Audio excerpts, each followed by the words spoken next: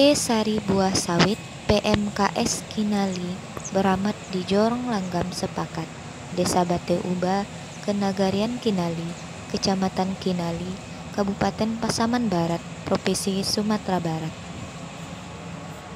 Perusahaan kelapa sawit mungkin merupakan bidang yang paling signifikan dalam kehidupan atau pengelolaan kabupaten.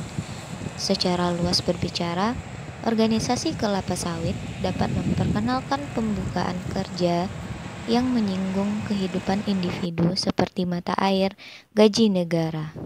Perusahaan kelapa sawit sangat penting untuk membayar daerah setempat, sehingga sebagaimana ditunjukkan oleh Undang-Undang Nomor 5 Tahun 1984, Pasal 3 yang menyatakan bahwa alasan majunya perusahaan kelapa sawit adalah untuk lebih mengembangkan kehidupan individu menjadi wajar dan sejahtera dengan memanfaatkan aset normal atau item pembangunan dan berfokus pada keseimbangan dan pemeliharaan kehidupan.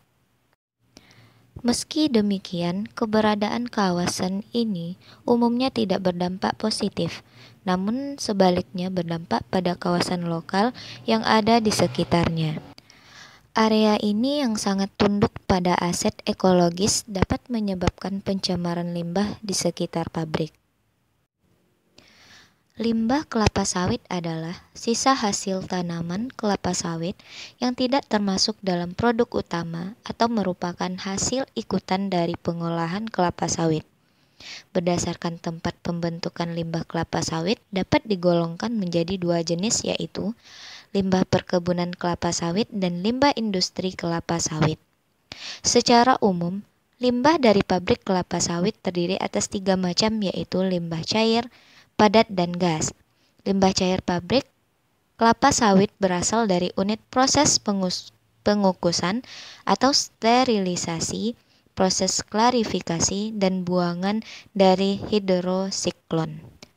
Pada umumnya, limbah cair industri kelapa sawit mengandung bahan organik yang tinggi sehingga potensial mencemari air tanah dan badan air.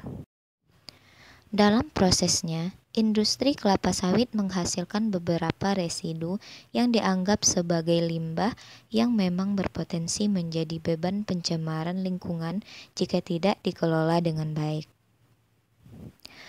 Limbah kelapa sawit yang dibiarkan menumpuk begitu saja akan berdampak terhadap udara atau polusi udara, kondisi air, pencemaran air, yang selanjutnya dapat menghambat pertumbuhan tanaman dan juga membutuhkan tempat pembuangan yang luas.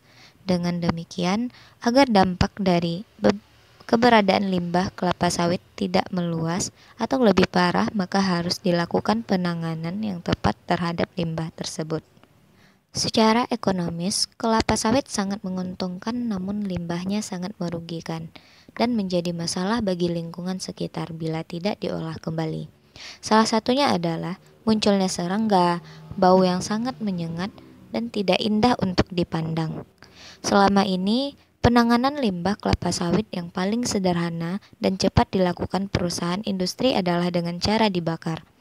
Meskipun cara tersebut sangat praktis, namun dapat menimbulkan polusi bagi lingkungan. Untuk mengurangi dampak yang ditimbulkan, maka limbah cair industri kelapa sawit dapat digunakan sebagai pupuk. Pemanfaatan limbah cair tersebut memberikan beberapa keuntungan, yaitu dapat mengurangi biaya pengolahan dan sekaligus berfungsi sebagai pupuk organik untuk tanaman. Hasil penelitian Litbang Deptan 2008 menunjukkan bahwa limbah cair industri kelapa sawit sebanyak 1 meter kubik setara dengan 1,5 kg urea, 0,3 kg SP36, 3,0 kg MPO, dan 1,2 kg kiserit. Pengolahan limbah secara biologis dengan menggunakan bakteri bukanlah suatu hal yang baru, melainkan telah memainkan peran sentral dalam pengolahan limbah konvensional sepanjang sejarah. Apa yang baru adalah pemahaman kita yang berkembang dari proses alam dan bagaimana kita dapat menggunakan mikroba untuk meningkatkan dan memperbaiki limbah organik dalam sektor industri, pertanian, dan pengolahan air limbah domestik.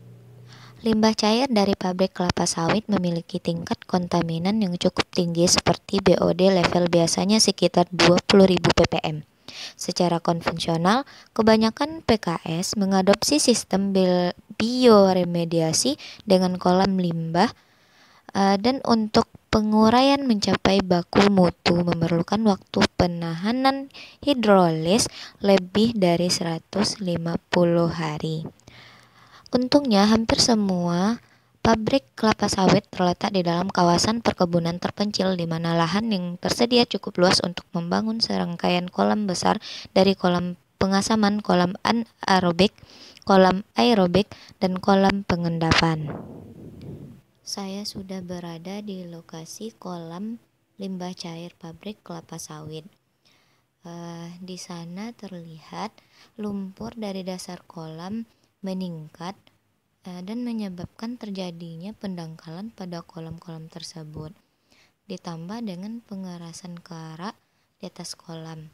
Dengan terjadinya pendangkalan itu, waktu perubahan hidrolik yang seharusnya di atas 150 hari akan semakin pendek, dan ini akan menyebabkan penguraian yang kurang sempurna dan menghasilkan effluent di atas baku mutu.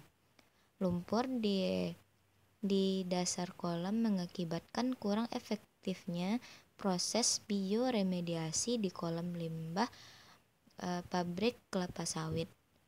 Biasanya para pengolah pabrik kelapa sawit akan membuka kolam baru atau menggali lumpur tersebut, dan ini bukanlah solusi untuk jangka panjang. Dapat disimpulkan bahwa keberadaan PT SBS ini sangat menguntungkan masyarakat dari segi perekonomian. Namun, permasalahannya adalah limbah dari pabrik tersebut karena mengganggu kehidupan masyarakat. Selain limbah menjadi masalah, asap pabrik juga mencemari udara. Jika udara tercemar, maka pernafasan warga tentu ikut terganggu, terutama yang bermukim di sekitar pabrik.